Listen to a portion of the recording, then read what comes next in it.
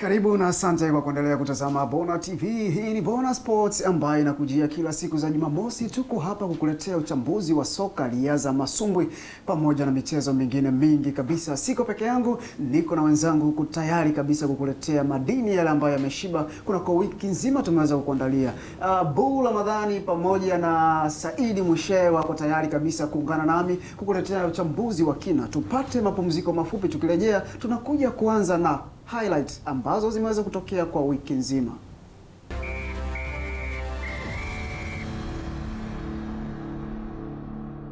Asante kwa kuendelea kufuatilia Bona Sports, na sasa tunaangazia sports highlight ambazo zimeweza kujiri kunako wiki nzima. Miongoni mwa taarifa ambazo ziliweza kutikisa vichwa vya habari kunako soka hapa nchini ni pamoja na sakata la Ramadhani Kabwili, mlinda mlango nambari 3 wa klabu ya Young Africans, ambaye alinukuliwa kwenye interview moja akizungumza masuala ambayo yanahusiana na rushwa kwenye michezo. Sakata hili limefanya uongozi wa klabu ya Yanga uweze kukutana, lakini mpaka sasa hakuna ambacho kimezungumzwa na nini kinaendelea. Tuendelee kusubiri tuweze kujua. Lakini pia Yanga imeweza kuahirisha mkutano mkuu wa dharura ambao uliitishwa na mwenyekiti Mshindo Msola, ambao ulitarajiwa kufanyika Februari 16 mwaka huu katika uwanja wa Mwalimu Julius Kambarage Nyerere. Lakini Simba Sports Club wao wameendelea kujitanua, ambapo wiki hii tulishuhudia spika wa bunge Job Ndugai alizindua zile kadi za mashabiki wa klabu za Simba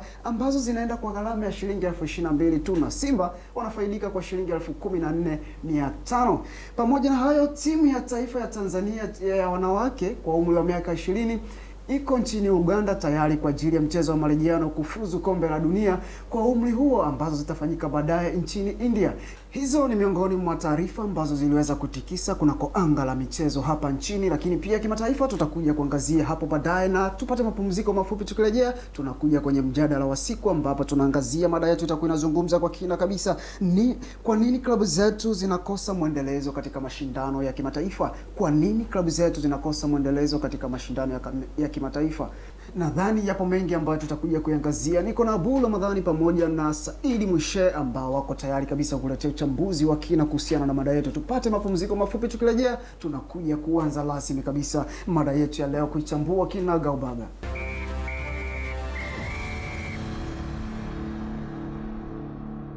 Naam, tuko tayari kabisa kuiangazia mada yetu ambayo tunayo mezani, na wachambuzi wangu wako tayari kabisa, Saidi Mushe pamoja na Bull Ramadhani. Mr. Coach, naona jamani, mambo vipi? Poa. Tuko vizuri? Saidi Mushe bwana, karibu sana Bona TV. Hii ndio Bona TV. Kama ulikuwa unaisikia, leo upo sasa, na watazamaji wanahitaji kuona Saidi Mushe leo anatulisha nini. Bull Ramadhani bwana, najua ulikuwa unauma, lakini mambo yako sawa na tuko pamoja, ni jambo la kumshukuru Mungu. Moja kwa moja tuende kuiangazia mada yetu ya siku ya leo. Kwa nini klabu zetu zinakosa mwendelezo kwenye mashindano ya kimataifa? Ukisikia hivi Saidi Mushe, nini ambacho unakifikiria? Ya kikubwa ambacho mimi nakiona, kwanza lazima klabu zetu ziondokane na mentality kufikiria sana katika ligi ya ndani. Unajua kitu ambacho zinagharimu klabu zetu, tunakuwa tunafikiria sana ligi ya ndani. Yes. Kwa mfano leo hii timu kama TP Mazembe au Vita Club au Club Zamalek wanapokuwa wanafanya mambo yao mengi, wanafaa kufikiria kwamba jinsi gani watateka soko la kimataifa. Kwa hiyo wanapofanya usajili, wanavyotoa kocha wa wachezaji, wanafocus sana soka la kimataifa. Sawa. Yaani mafanikio ya kimataifa, ina maana Champions League ya Afrika. Ndio maana wanafanya vizuri. Lakini sisi tunafikiri kitu ambacho kinatugharimu ni hicho, kwamba Simba au Yanga anafanya usajili kubwa kwa ajili ya kumkomesha Yanga. Yes. Yaani Simba anafanya usajili kwa ajili ya kumkomesha Yanga. Yanga anafanya usajili tutamkomesha nani? Wakati TP Mazembe anafanya usajili, hasa usajili huu ndashindana na Zamalek, tashindana na Ahly. Atashindana na Ahly, tashindana na Esperance. Na Esperance itafika nusu finali au atachukua kombe msimu huu. Kwa hiyo mentality hiyo tukiwa nayo at least. Kwa hiyo hata ukiangalia kwa mfano kama Simba sasa hivi wana tajiri Mo Dewji. Kwa nature ya ligi yetu inajulikana kwa experience ambayo niko nayo, timu ambayo inakuwa na fedha vizuri mara nyingi inachukua ubingwa. Simba wako vizuri financial. Yes. Kwa hiyo Dewji anatakiwa focus sana mafanikio ya nini? Ya soka la kimataifa. Kwa wanapofanya usajili kuanzia kocha anayekuja Simba, kocha anatakiwa wa kiwango cha kimataifa. Kwamba huyu kocha namleta sasa hivi hapo, kwa sababu kocha ndio muhimu, ndio cha kwanza sasa hivi. Alafu kocha ndio anafanya usajili wake yeye mwenyewe. Kwamba huyu kocha namleta kwa ajili sio tu kushindana na Yanga wala kushindana katika IPL. Kocha huyu atasaidia at least tufike nusu finali, kwa sababu bado nafikia jana kufika nusu finali. Au ikiwezekana finali au kuchukua ubingwa moja kwa moja. Unaona, kwa hiyo ingekuwa na wana focus namna hiyo, ina maana ungekuwa unaangalia kocha ambaye mwenye mafanikio alipotoka. Kwa hiyo klabu kama Simba na Mo ni tajiri, tuseme ni katika vijana tajiri namba moja Afrika, ni mtu mwenye pesa nyingi. Na hata ukiangalia Kirenti, hata Moise Katumbi atipe Mazembe amfikii. Hata ukiangalia net worth, utajiri, ukiingia kwenye mtandao ukiona wanakuwa list Forbes, Dewji ni tajiri kuliko Katumbi. Unaona, kwa hiyo anatakiwa kama kocha unamleta, at least alichukua kombe katika msimu uliopita, avunje mkataba. Lakini sio kuchukua makocha ambao wameachwa na timu zao, wamefukuzwa. Kwa mfano kama kocha wa sasa hivi wa Simba alikuwa Zambia mechi 3 tu akafukuzwa. Unaona, yani tuchukue makocha ambao wameshafukuzwa, nenda kavunje mkataba. Timu iliyochukua labda Esperance labda kombe lililopita ya Tunisia, nenda kavunje mkataba na kuchukua kocha wa Tunisia. Kwa mlete, imeshindikana sana kocha alofika nusu finali au alofika finali msimu uliopita. Kwa design hiyo ndio timu za wenzetu zinakuwa ziko hivi. Ndio timu za wenzetu tuna focus kwamba kindani zaidi kwa makocha ambao wameachwa. Hata kwa upande pia wa wachezaji, tunachukua wachezaji ambao unakuta mchezaji ameachwa labda Tipi Mazembe wamemchoka, hana nafasi, ndio anaitwa Simba. Kwa hiyo kwa namna hiyo, kama tunachukua wachezaji ambao wanakuwa wameachwa, atuvunje mikataba, kuchukua wachezaji wale best kabisa, hatuwezi kuwa na muendelezo. Ndio leo tunabahatisha Simba anafanya vizuri, msimu ujao unatolewa na timu ndogo kabisa Jisongo. Kwa hiyo kama tunataka tu na muendelezo vizuri, tufanye kwa usajili kuanzia wa kocha na wachezaji wa kufocus tayari ambao washapata mafanikio kimataifa. Timu zetu zinakosa focus, kwa ambavyo nimemwelewa Said Mwishe, na vitu vingi ambavyo umevizungumza, uongozi na jinsi ya kuziandaa hizo timu pamoja na benchi la ufundi. Abu, wewe unaitazamaje? Nini ambacho kinakwamisha kwa upande wa management, kwa upande wa uongozi?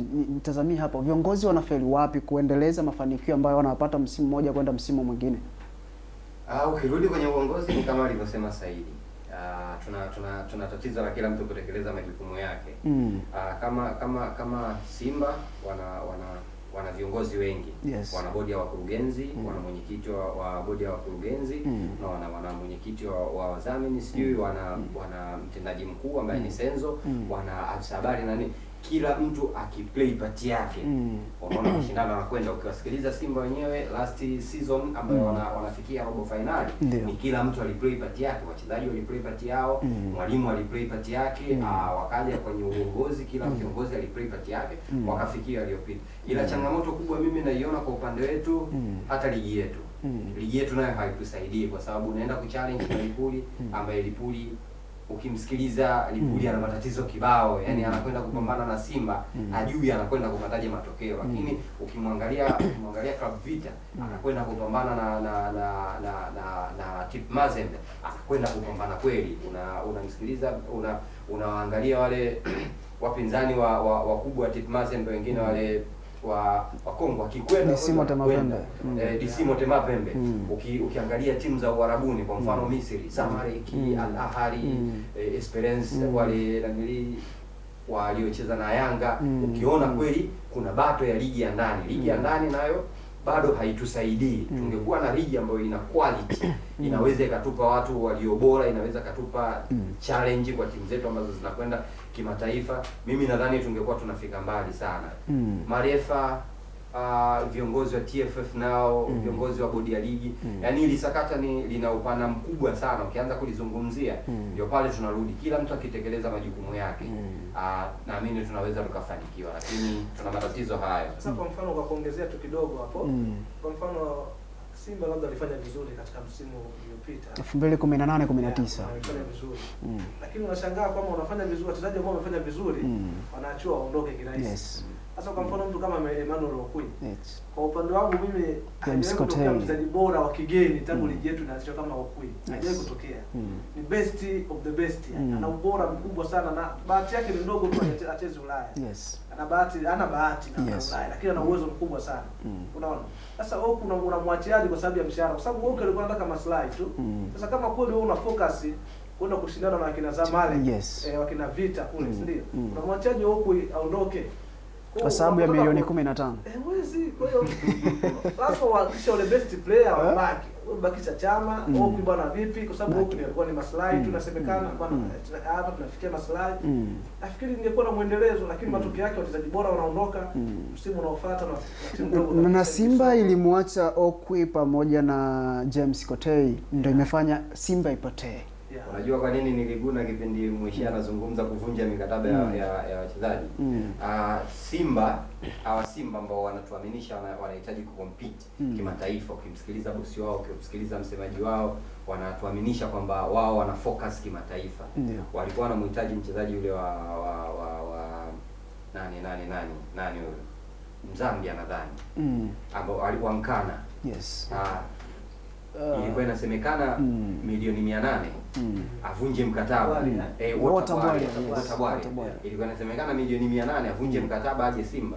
Anahitaji mshahara usiopungua milioni 12.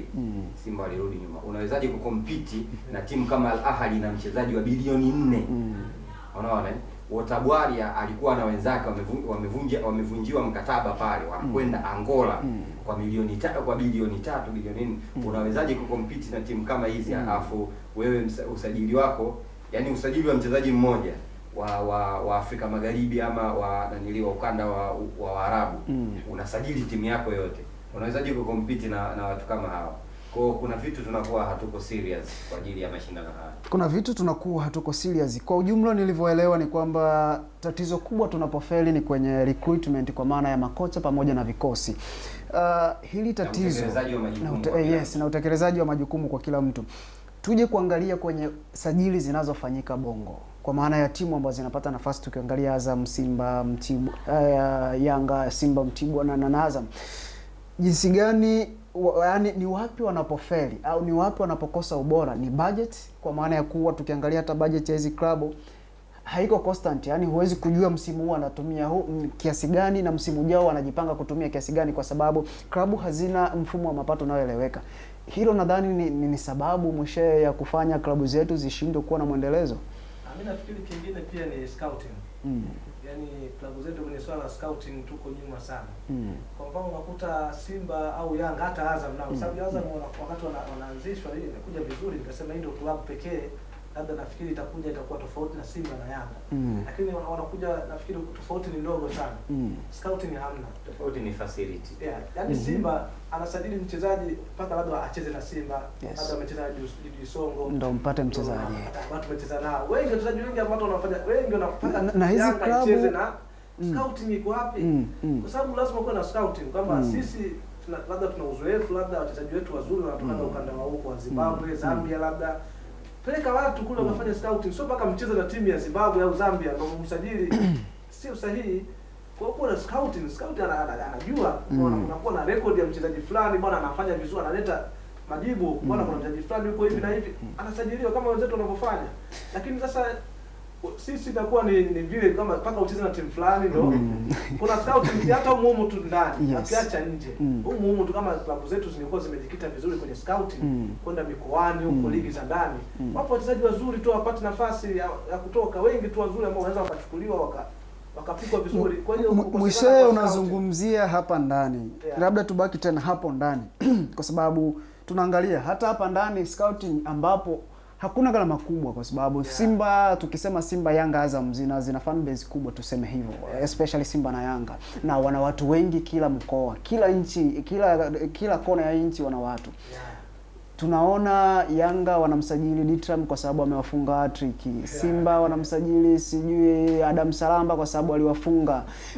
Lini tutaacha utaratibu na twende kwenye nani? Kwenye weledi. Kocha huyu namchukua tena narudia tena kama Azam. Kocha alishindwa na wanamkuta huyu ameshinda naburudisha tena. Makocha wako wengi. Wengi wanafanya vizuri. Kwa hiyo ni uvivu, unashindwa kuelewa. Yaani mimi nadhani kitu kingine. Yawa tayari kufanya biashara ya mpira. Na tukirudi kwenye upande wa pili, ili tufanikiwe kwenye haya yote ambayo tunazungumza, tukubali kwamba mpira ni biashara. Ina maana unapomchukua mchezaji wa bilioni 3, akija kwako akifanya kitu, anakwenda una uwezo wa kumuuza bilioni 7. Let's say Mbwana Samata amefanya kazi Tip Mazembe, anacheza na Simba, amefanya kazi wakamchukua. Kumchukua amefika, amefanya kazi. Tip Mazembe waliwachukua wachezaji wawili. Yes. Thomas Solomon alikuwa Mganda. Alikuwa Mganda, yes. Patrick Ochiang. Yes, Ochiang. Wamewachukua kwa milioni 120 kama na 8 hivi. Lakini ukiangalia pesa ambayo ameingiza Tip Mazembe, kwanza wamemtumia kwenye mafanikio. Mbwana Samata amewapa Champions League, Mbwana Samata amewapa ubingwa wa ligi, Mbwana Samata amewapa kila anachostahili. Ukitoka kwa Mbwana Samata kuwapa kila anachostahili, Mbwana Samata anatoka Tip Mazembe anakwenda Genk, unaangalia kiasi alichoingiza kutoka pale. Sasa hatujawa tayari kufanya hii biashara. Tukiamua kufanya hii biashara tutatafuta quality player. Sisi yani tunachomisi ni hatuna ile quality player ambao wanaweza akatupeleka kwenye kile kilele cha mafanikio. Sababu mimi naamini wachezaji kama Mbwana Samata wako na zaidi kama tukiwa na scouting nzuri. Yaani kuna wachezaji wapo mitaani zaidi ya Mbwana Samata. Lakini kwa sababu hakuna scouting, ndio hapo matokeo yake ndio haya. Kama tunapata wachezaji mpaka kama ulivyosema kina timu yao au mchezaji kwenye labda mashindano madogo kama haya ya Muungano. Yes. Mchezaji amefanya kazi siku moja tu mbili ndio anasajiliwa. Nafikiri hiyo hatuwezi kufika mbali. Siri moja. Tanzania ndio nchi pekee mchezaji wa ligi anafanya majaribio. Hayo ni Abdul Ramadhani pamoja na Saidi Mwishe ambao wameweza kutupa madini ya kutosha kuhusiana na kwa nini klabu zetu zinashindwa kufanya vizuri, zinakosa mwendelezo katika mashindano ya kimataifa. Sasa tuje kuangalia Watanzania wanapenda mpira. Ni kweli kwamba viongozi ambao wanapata nafasi ya kuongoza hizi nafasi za kwenye soka, za kuongoza vyama vya soka na hizi klabu, hawaoni mioyo ya Watanzania jinsi gani ambavyo inabubujika kutafuta ile furaha ya soka? Kwanza tukianza, mimi sijui ninaweza nikawa tofauti na Watanzania wengi. Watanzania hawapendi mpira, wanapenda timu. Yaani ingekuwa Simba na Yanga kuliko mpira wenyewe. Wangekuwa wanapenda timu, wangekuwa wanapenda mpira, naamini Simba na Yanga wangekuwa wamebadilika kitambo. Unaona, kwa sababu tungekuwa tunapenda mpira, kungekuwa kuna shinikizo la mashabiki ambalo unaliona la kweli, la dhati. Lakini leo hii unalipata shinikizo la mashabiki ambao wanakwenda kishabiki. Tufanye mfano. Shinikizo linalotokea Simba kwa performance ya Manula na Beno Kakolani ni shinikizo la mashabiki, kwa sababu mashabiki hawataki sasa hivi wanaamini uwezo wa Manula umeshuka. Unaona, hawataki kumuona langoni. Basi viongozi na mashabiki na viongozi na makocha nao wanaungana na. Lakini tungepata wale mashabiki wanaozitakia mema vilabu vyetu, mimi naamini tungekuwa mbali sana. Lakini mashabiki wengi wanapenda ndio maana anachosema ni sahihi kabisa. Mashabiki wa Tanzania wanapenda Simba na Yanga kuliko mpira wenyewe. Nashangaza kitu kimoja kwamba unakuta Simba au Yanga unaona haifanyi vile, labda inatolewa na Radio Songo mapema kabisa. Huwezi kuona wachezaji wanamshtumu mtu, huwezi kuona fujo, huwezi kuona mtu anafukuzwa, huyo anatolewa. Lakini timu hiyo Simba akicheza na Yanga akafungwa, hata kama Simba anaongoza na akafungwa tu, matatizo yanaanza.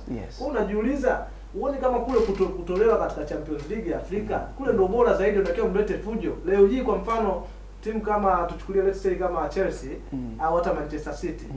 Manchester City ina maana kufungwa na Manchester sio issue, ina maana kama wakikosa Champions League ni issue kubwa na Guardiola anaweza kufuzwa. Lakini kufungwa na Manchester United kwa Manchester City, Guardiola wala hapa nani kitu. Lakini leo hii Manchester City wakose Champions League, ana kazi Guardiola na ukubwa wake wote. Unaona? Kwa hiyo lakini kwa huku ni tofauti, Simba au Yanga wakikosa Champions League hata watolewe, hata wafungwe magoli mangapi. Yaani wewe hata mtaani tuli free safi tu. Kawaida. Lakini Simba hiyo afungwe na Yanga kikawaida tu, na Yanga aende kokote au amfikii, matatizo kafuzwa, sijui kwa ujumu, Manula hafai. Sasa kuelewa tuna focus wapi? Kwa hiyo mashabiki basi ni tatizo. Lakini pia kwa kugusia hapo viongozi wamesema, tugusie kidogo. Viongozi wetu tangu enzi na enzi ni tatizo. Hizi siasa zaidi na hao kimaendeleo sio watu wa mpira nafikiri. Kwa sababu kama tungekuwa na viongozi bora, leo hii Simba na Yanga wasingokosa viwanja. ungekuwa na viongozi bora, ungeweka mikakati sahihi, Simba na Yanga wamekuwa na viwanja vyao. Inakuwaje timu zimeandishwa miaka 30, 35, miaka 80 plus. Miaka mingi imepita wanakosa viwanja, wakati timu za juzi tu kama Asante Kotoko na viwanja vikubwa vya 60. Kwa nini? TP Mazembe tu hapa amenunuliwa juzi na Katumbi na kiwanja chao. Kwa nini Simba na Yanga wakose? Kuona kuta ni viongozi ambao sio wazuri, wanaona kama Simba na Yanga wakiwa na viwanja vyao mapato atakuwa katika nani zao, kwa hiyo atakosa. Kwa hiyo soka letu limekaa kwenye siasa, lakini pia najua kuna changamoto ya miundombinu, yawezekana haitupatii wachezaji ambao wanaenda kukompiti, lakini tunaangalia miundombinu ya Afrika ni kama inafanana. Sioni kama kuna utofauti mkubwa sana kwamba inatupa shida kwa upande huo. Nadhani mada hii ni pana na tutapata muda mwingine tena wa kuijadili, na muda wetu sio rafiki. Tunahitaji kuzungumza vitu vingine ambavyo tumeweza kuandalia kunako Bona Sports. Mimi ni John Marwa, niko na Bull Ramadhani pamoja na Saidi Mwishe ambao wanakuletea uchambuzi yakinifu kunako meza ya Bona Sports siku hii ya leo. Tupate mapumziko mafupi, tukirejea hapa tutakuja kuendelea na Bona Sports.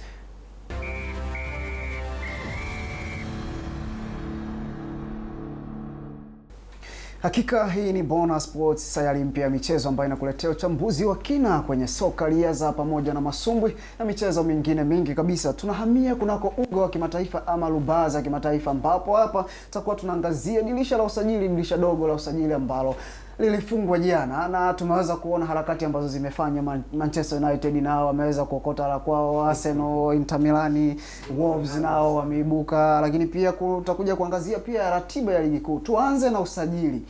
Manchester United hatimaye, Bruno ilikuwa ni story ndefu sana, yani ilikuwa kama ni sawa na mtongoza binti ataki anataka, alafu mwisho wa siku kitu kimetiki dakika za mwisho. Unajua Manchester United, ndio maana mimi nimesema kwamba dirisha hili kuna kisha paka wanamsajili Bruno. Sababu mara nyingi imekuwa ni kama Arsenal, kipindi cha Arsene Wenger, wakamtangaza mchezaji afu akamkosa mwishoni. Hata huyu Haaland ambaye amekwenda Dortmund. Mashabiki wa Manchester wanajutia sana kumkosa. Moja kati ya hata EPL ingefurahia kuwa naye. Sure. Lakini walifanya nani tu, sababu za kijinga tu ndogo ndogo akamkosa. Kwa hata huyu nilikuwa nasema nao akifanya kijinga hata watashangaa amwachopoka. Kwa hiyo kwa mimi nafikiri ni mmoja kati ya usajili mzuri, kwa sababu huyu ni namba 10. Na kitu ambacho Manchester United walikuwa wanakosa ni namba 10 bora. Unajua pale kuna Pereira, kuna Mata, kuna Lingard. Wote hawana ubora kuwa kama namba 10 wazuri. Mata kwa kidogo afadhali, lakini uwezo wake unakuja timu haimbeni. Kwa hiyo Pereira na kitu Lingard, mpaka kuna watu wanataka kusema kwamba kipa wa Liverpool Alisson ana assist kuliko Lingard. Kwa hiyo kwa timu kubwa kama Manchester United kutokuwa na namba 10 bora ni tatizo. Sasa unapokuwa na Bruno Fernandes ametoka Sporting Lisbon katika msimu huu pekee, ana magoli 15 na assist 14 katika mechi 28. Ni kitu kizuri. Usajili huu inawezekana ni usajili, na nimekuwa nikifuatilia naona ana uwezo wa kufunga hiyo takwimu tu, goli 15 anakuhakikishia msimu huu amesajiliwa. Assist 14. Kwa hiyo ana uwezo, ana rate nzuri ya kufunga. Kwa hiyo amezalisha mabao 29. Na ana uwezo wa assist, anafunga kwa header, anafunga kwa miguu yote. Yaani moja kati ya watu ambao waona viungo ambao wenye ubora kama Fernandes. Mimi nafikiri moja kati ya usajili bora kabisa kwa Manchester United. Kama mambo yote yatakwenda vizuri, nafikiri ni best. Na unajiuliza kwamba Pogba anarudi, mechi ijayo wanacheza na Dina Wolves, mechi ijayo wanacheza na Chelsea, wanapata Stamford Bridge. Na Pogba tayari amekuwa yuko fit. Kwa unajiuliza kama kuna Pogba katika kiungo, kuna Bruno Fernandes ambaye amesheka vizuri. Unaona kabisa ni Manchester ambayo mimi nadhani usajili wa United umekuja baada ya Ed Woodward kuvamiwa nyumbani kwake. Kamili ya Bruno ilikuwa muda mrefu. Tupe Arsenal nao naona wameibuka, nao wamepata watu wawili zaidi ya wawili. Mikel Arteta, unaona kuna siku tulikaa hapa nikakwambia kitu ambacho nakiona ni naona ile revolution ya makocha vijana ambao wamekuja, kwa sababu ukimwangalia Mourinho na Spurs yake unaona ni Mourinho ambaye ana struggle kwenye mbinu za kizamani, anataka kudify ziwe za kisasa, anashindwa, lakini makocha wa kizamani wana take advantage hiyo. Ukimwangalia alichofanya Mikel Arteta, amejua kabisa hili ni dirisha dogo, siwezi kupata wachezaji wengi. Ametarget na mapungufu wapi, na mapungufu kwenye beki wa kati na mapungufu kwenye beki wa kulia. Anaenda Brazil, anaenda kuleta beki wa kati. Southampton walikuwa wanabishana naye muda mrefu, lakini wamempa mchezaji kwa mkopo. Yupo fullback ya kulia. Kwa hiyo umeona ameenda direct kwenye mapungufu yake. So hiki ni kizazi ambacho tunahitaji. Wolves ya Nuno Espirito Santo. Pondes.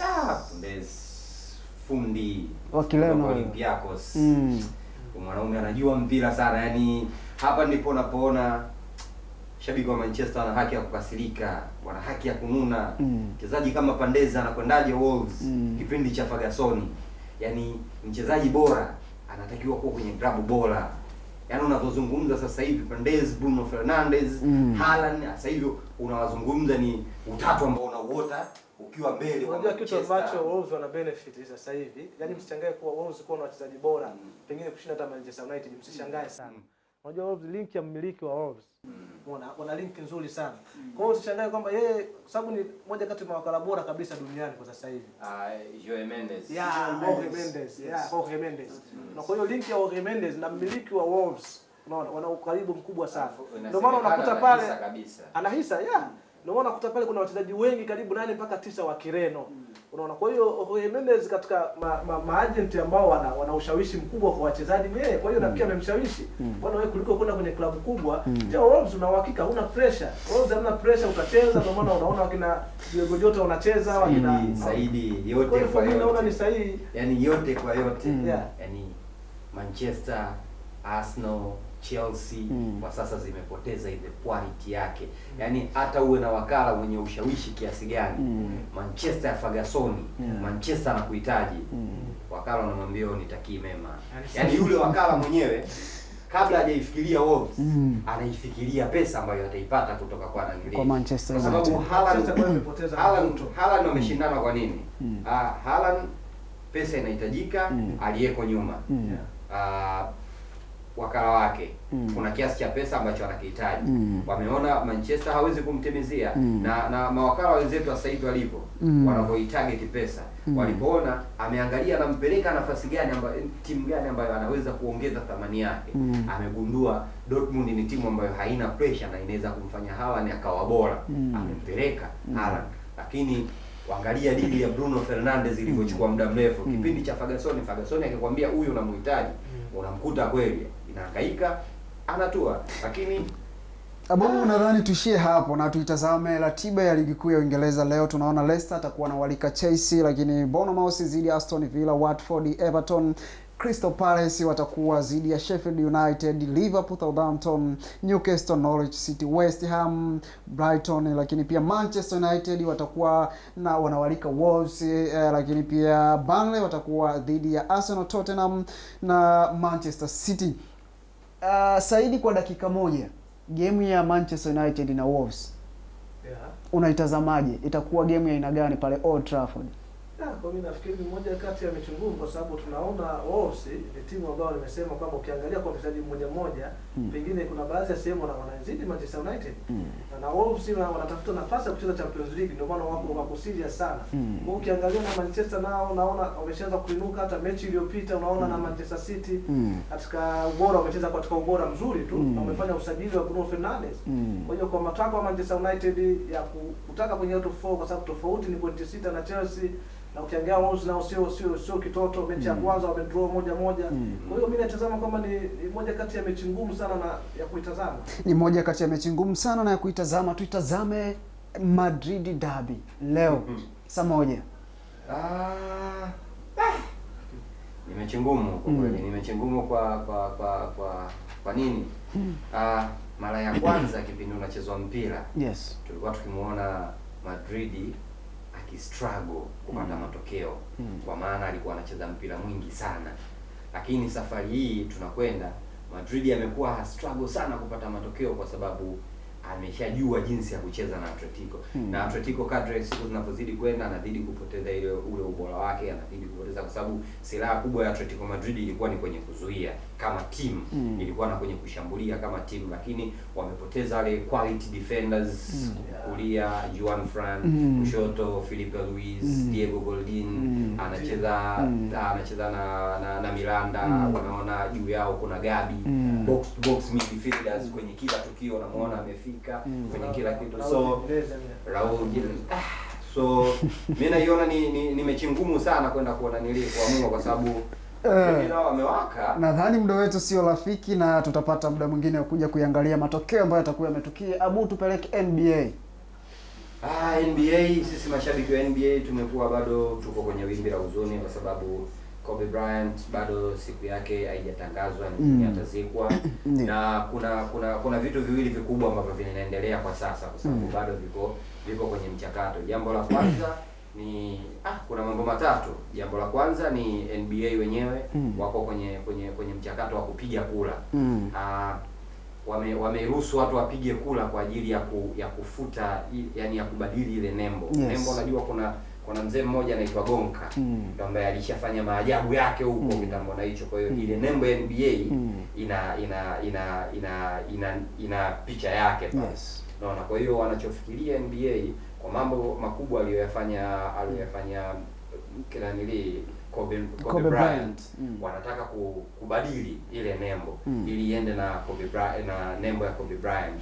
Ukirudi kula zinaendelea kupigwa na kwa kasi kubwa. Nadhani wanahitaji milioni 3. Wanahitaji milioni 7. Lakini mpaka dakika hii tunaongea ziko kwenye milioni 4 na kitu. Tukirudi kwenye namba 24 na namba 8. Kwenye vilabu vingi NBA wametoa tamko na wanaliomba ili liingie kwenye mjadala kwa sababu bado wako kwenye mjadala ya kukamilisha haya mambo. Wako kwenye mjadala wa kusafisha jezi namba 24 na jezi namba 8 kwa timu zote za NBA kwa ajili ya kwa timu yake tayari. Lakini wako kwa timu zote za NBA kwa ajili ya kumwenzi na kutambua mchango wa Kobe Bryant. Lakini kuna timu ya nadhani kama ni Oklahoma wao wametangaza kabisa kwamba wataistafisha jezi namba 2 kwa sababu ndio jezi aliyokuwa anatumia mtoto wa Kobe Bryant. Na mtoto wa Kobe Bryant alikuwa na ndoto za siku moja kuja kucheza Oklahoma City. Naona, kwa hiyo mimi nilikuwa namkubali sana Kobe. Alikuwa na link sana na mpira. Alikuwa anapenda sana mpira.